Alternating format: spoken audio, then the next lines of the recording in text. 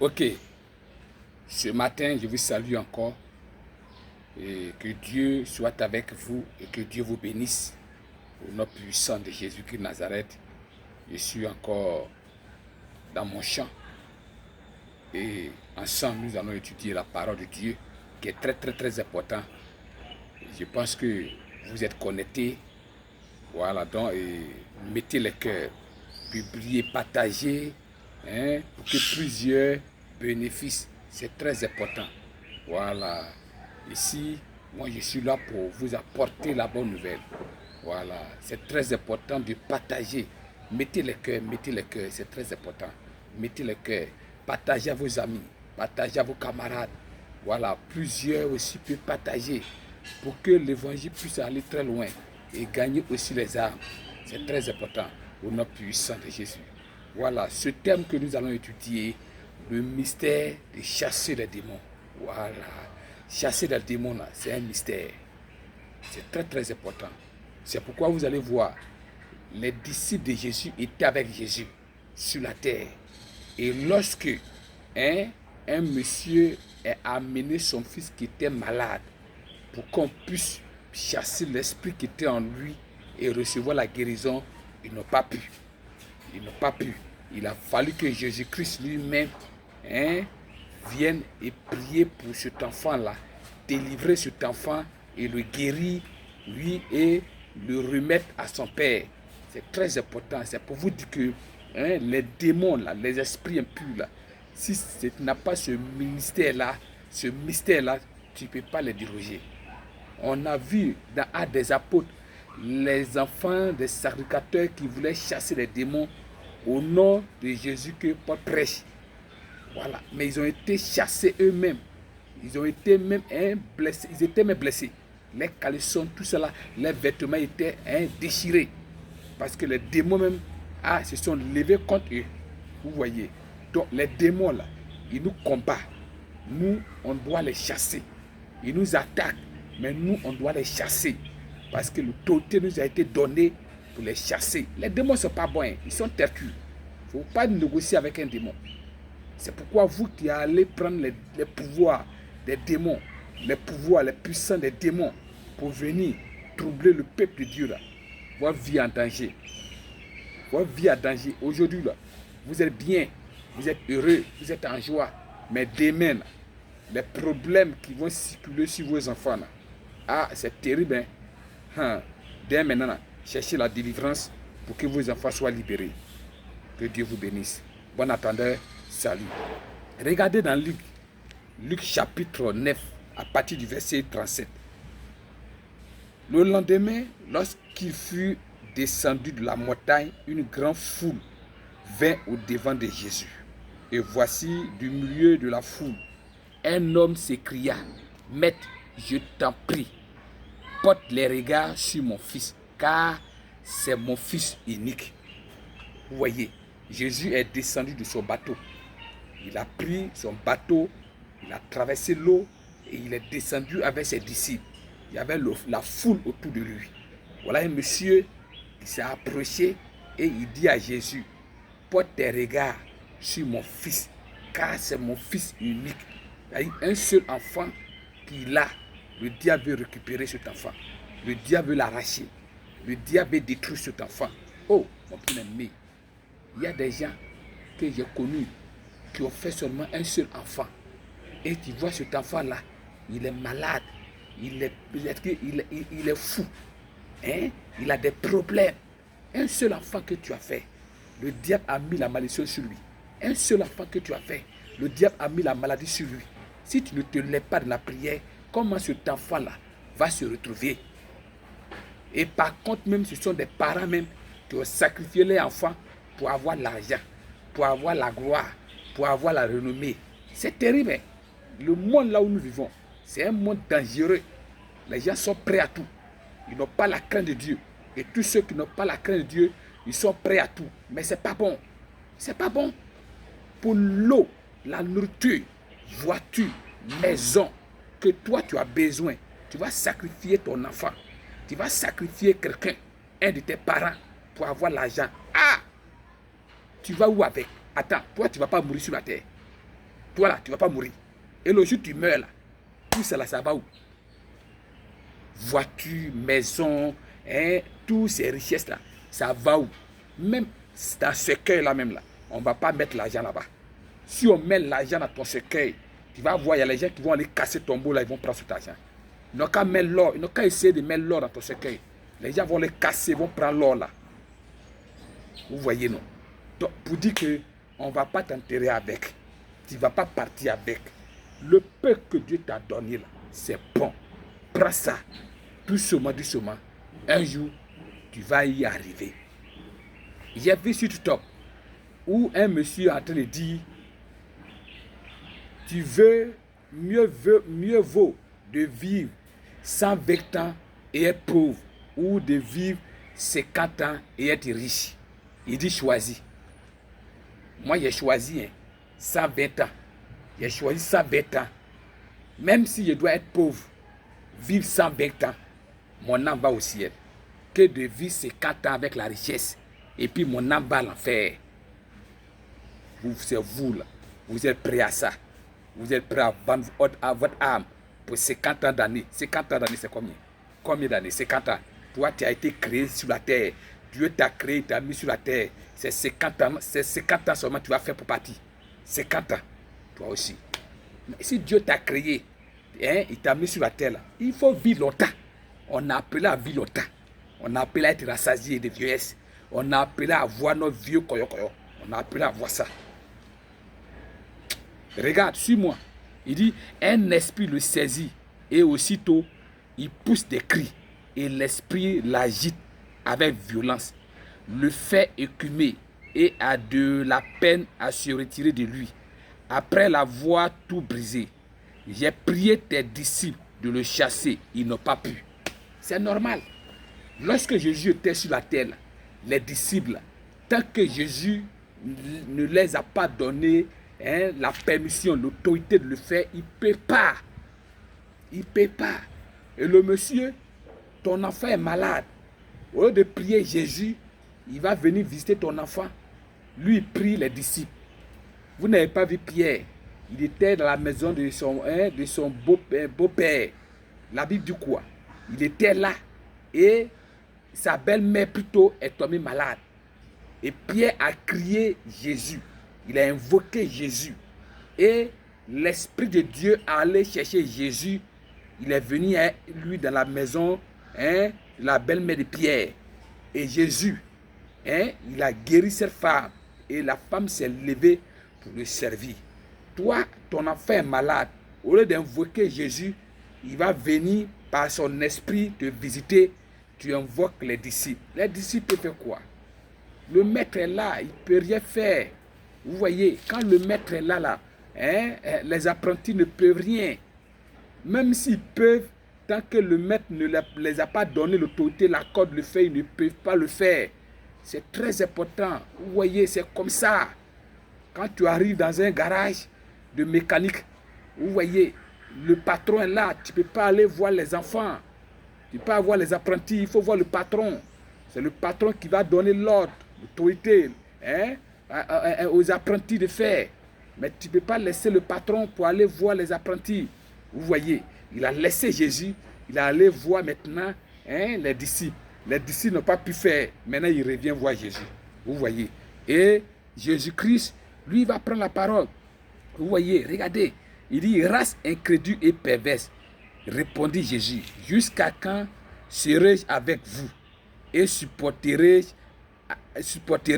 Amène ici ton fils. Vous voyez, amène ici ton fils.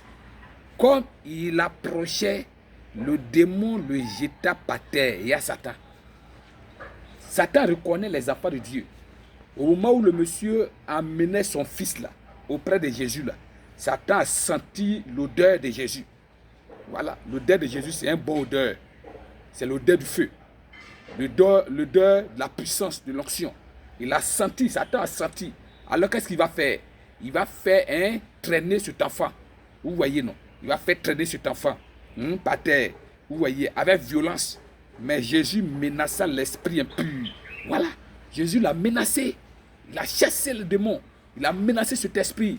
Vous voyez, Voilà. C'est Jésus seul qui peut le faire. Quand il a menacé, il a chassé cet esprit. Regarde. Et puis, il guérit l'enfant et le rendit à son père. Alléluia. On a un Dieu puissant. On a un Dieu grand. Quand Jésus a menacé, je vous dis, n'allez pas ramasser les démons, les esprits impurs pour mettre dans vos foyers, dans vos affaires. Les démons, les esprits impurs là, sont faits pour les chasser. On doit les chasser. On ne doit pas négocier avec eux. Non, je ne suis pas d'accord. Pour vous qui négociez avec Satan et ses démons, la Bible dit quoi? Le salaire du péché, c'est la mort. Quand tu vis dans le péché, tu vas ramasser les démons, les esprits, pour mettre sur toi. Et ceux-là vont mettre la vie difficile dans ton foyer. Ils vont mettre la vie difficile dans tes affaires. Et même là, tu n'arrives même pas à comprendre. Tu veux avancer, tu essaies de grimper et tu retombes. Tu essaies d'avancer, tu redescends. Vous voyez, ce sont les esprits qui font ça. Mais si tu ne veux pas que ces esprits-là viennent à menacer tes affaires, viennent agir dans tes affaires, toi-même d'abord là, sois un homme vrai. Sois une femme vraie. Les démons, ils reconnaissent les enfants de Dieu. Et ils reconnaissent aussi ceux qui les appartiennent. Vous voyez, non? Voilà. C'est ça. Il les guérit et le rendit à son père. Et tous furent frappés de la grandeur de Dieu. Alléluia. Ils n'ont pas dit tous furent frappés de la grandeur de Satan. Satan n'a pas la grandeur. Il a quelle grandeur? Satan, c'est un menteur. C'est un menteur. Si vous ne le savez pas, je vous le dis, Satan peut vous donner avec la main droite, mais il va reprendre la main gauche. Satan, c'est un menteur. La seule personne qui peut faire, et même il ne va pas reprendre avec toi, c'est Jésus de Nazareth, qui a été envoyé par l'Éternel des armées pour nous faire du bien. Alléluia. Frère, on a Jésus-Christ pour nous faire du bien. Jésus est venu pour nous donner la vie éternelle. Jésus est venu pour nous donner la faveur et la grâce. Ne jouez pas avec vos vies. Ne jouez pas avec vos vies.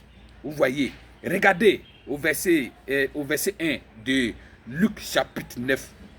Jésus ayant assemblé les 12, les donna force et pouvoir. Regardez ici. Maintenant, Jésus les a rassemblés, ses disciples, il va les donner force et pouvoir. Vous voyez, non? Attends, Jésus a donné force et pouvoir à ses disciples. Et vous, il vous a choisi, vous partez prendre force et pouvoir chez Satan. Attends, pour faire quoi? Lui, il a rassemblé ses disciples, ceux qu'il a choisis. Il les a donné force et pouvoir. Donc, s'il t'a choisi, toi aussi, il va te donner force et pouvoir. Mais pourquoi toi, tu laisses force et pouvoir de Dieu et tu t'en prends force et pouvoir au Togo, au Bénin, à l'Inde, au Ghana, même dans la loge, dans la franc-maçonnerie, dans El Kanga, dans la Maïkari, dans le vaudou, tout ça là, tu t'en prends force et pouvoir. Pour faire quoi? C'est pas pour détruire les gens. Mais tu vas détruire les gens. Lui, il a donné force et pouvoir pour sauver. Toi, tu en prends force et pouvoir de Satan. Satan ne peut pas te donner sa force et son pouvoir pour sauver. Jamais. Jamais. Satan n'est jamais fait pour sauver. Il n'est jamais fait pour arranger. Satan, il est fait pour détruire. Il est fait pour gâter. Il est fait pour tuer. Mais pourquoi tu t'en prends sa force et puis pour venir tu vas faire quoi avec? Ça ne peut pas aider quelqu'un. Ça ne peut pas sauver quelqu'un. Il faut comprendre. Tu as compris? Il faut comprendre. Tu vas détruire un peuple. Tu vas détruire une nation. Vous ne voyez pas les ministres, les présidents, les gens qui veulent gouverner, qui vont prendre le pouvoir de Satan, force de Satan, pour eux les pains, pour leur pouvoir, pour leur renommée. Vous ne voyez pas les gens qui meurent. Vous ne voyez pas les accidents. Vous ne voyez pas le sang qui verse partout. Vous ne voyez pas. C'est pour détruire. C'est pour tuer. Et Satan est content quand les gens meurent. Il est content quand le sang est versé. Il est content quand monsieur madame se frappe dans la maison. Il est content quand les enfants ne respectent plus les parents. Il est content quand les enfants eux-mêmes là, ils luttent avec les parents. Satan est content. Vous voyez. Voilà, il est content. Donc, pourquoi pour tous les démons. Sur les démons, voilà, il a donné la force et le pouvoir sur les démons, pas sur les hommes. Aujourd'hui, vos forces là, Vous, c'est pour faire, hein, c'est sur les hommes. Vous partez chercher vos forces, vos pouvoirs là. C'est pour avoir l'argent, pour montrer aux gens. C'est ça. C'est ça. Non, mais lui, il a donné la force et le pouvoir, hein, sur les démons. Voilà, sur les démons. Hein, avec la puissance de guérir les malades. Il les envoya prêcher le royaume de Dieu et guérir les malades. Voilà ça. La force et la puissance pour guérir les malades. On a le pouvoir, la force sur les démons et la puissance, c'est pour guérir les malades. Le pouvoir ne guérit pas. Vous qui suivez les mystiques, vous qui suivez, hein, des faux pasteurs, des faux prophètes qui ont vendu les âmes au diable, qui ont vendu les droits d'aînesse, les pouvoirs qu'ils ont là, ça ne peut pas te guérir. Ce qui guérit là, c'est la puissance. Le diable aussi n'a pas la puissance. Montrez-moi la puissance du diable. Le diable n'a pas la puissance. Quand on parle de la puissance, on parle, hein, du baptême du feu du Saint-Esprit.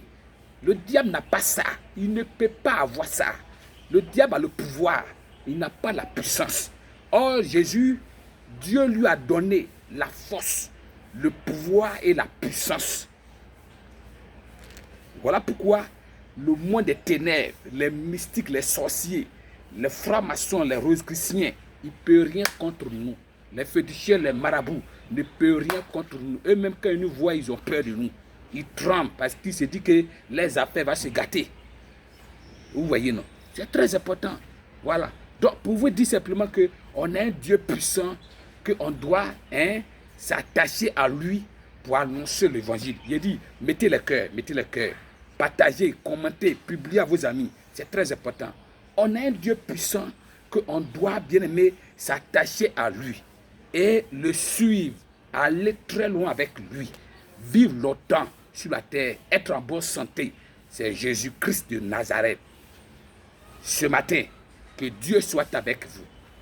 Que Dieu te bénisse, Dieu te garde, te protège contre Satan et ses démons, contre les œuvres du diable, contre les œuvres maléfiques, au nom puissant de Jésus-Christ. Tout puissant des ténèbres, la sorcellerie, le pouvoir des mystiques, le pouvoir de Satan, le pouvoir des démons qui luttent contre toi, qui gâtent tes affaires, qui luttent contre tes affaires, ton foyer, ta maison, ton travail. Je déclare maintenant, oh, que Dieu même descende par son esprit et te libérer de les pouvoirs au nom puissant de Jésus-Christ. Que Dieu descend par son esprit, te délivrer de les mains au nom puissant de Jésus-Christ.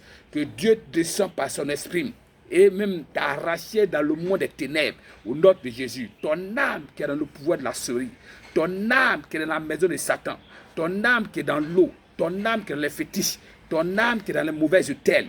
Il dit, par le feu du Saint-Esprit, Dieu descend. Il dit, pour réclamer ton âme dans le monde au nom puissant de Jésus. Que ton âme sorte de le monde au nom puissant de Jésus. Et que l'œuvre de Satan et ses démons soit détruite au nom puissant de Jésus. Le mauvais fondement soit brisé au nom de Jésus. Le mauvais hôtel soit détruit au nom de Jésus. Je casse les fibromes, je casse les myopes, je casse maintenant les kystes au nom puissant de Jésus. Que le diabète soit détruit et brisé au nom de Jésus. Que la tension soit brisée au nom de Jésus. Que tout ce qui est prostate, AVC, je détruis les puissants, les pouvoirs dans ton corps au nom de Jésus.